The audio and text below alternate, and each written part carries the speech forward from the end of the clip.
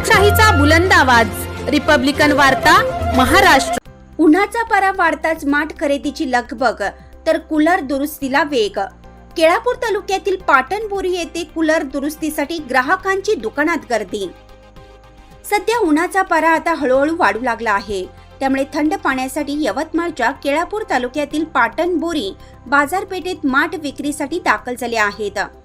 त्याचबरोबर उन्हाची तीव्रता लक्षात घेता बाजारातील पंखे आणि कूलरच्या दुकानात ग्राहकांची गर्दी वाढली असल्याचं चित्र दिसून येत आहे। घरोघरी फ्रीज असले तरी लोकांनी थंड पाण्यासाठी मातीच्या माठालाच पहिली पसंती दिली आहे। आज रोजी शहरात अनेक ठिकाणी रस्त्याच्या कडेला माठ विक्रीची दुकाने थाटली आहेत।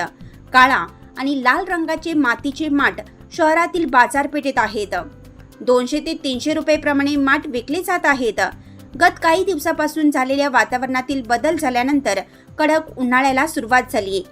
वातावरणातील उष्णता वाढल्याने पाटणबोरी व ग्रामीण भागात उकाडा जाणू लागला आहे।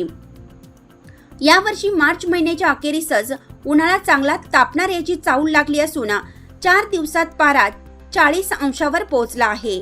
साहजिकच नागरिकांनी ओढ कूलर खरेदीकडे वाढवली आहे। सध्या उन्हापेक्षा उकाडा जाणू लागला आहे।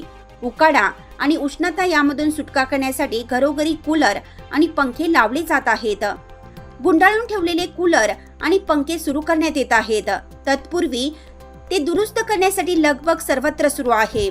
त्यामुळे कूलर आणि पंखे दुरुस्तीची दुकानात ग्राहकांची गर्दी होत असताना दिसून येत आहे व शेती कामाच्या वेळेतही बदल झाल्याचं दिसून येत आहे। उन्हाळ्यामुळे ग्रामीण भागातील शेतकऱ्यांचे काम करण्याच्या वेळा देखील बदलल्या आहेत। सकाळी 9 वाजतापासूनच उन्हाच्या झळा बसणे सुरू लागले आहेत। वाढत्या तापमानामुळे उष्माघाताचा धोका निर्माण झाला आहे। त्यामुळेच पहाटे शेतकरी व शेतमजूर शेतीची वाट पकडताना दिसून येत आहे। दुपारी विश्रांती घेत सकाळी व सायंकाळी शेतीची कामे उरकण्यावर शेतकरी व शेतमजूर भर देत आहेत। रिपब्लिकन वार्ता न्यूजसाठी महाराष्ट्रासाठी केळापूर प्रतिनिधी हनुमान लसंते, यवतमाळ।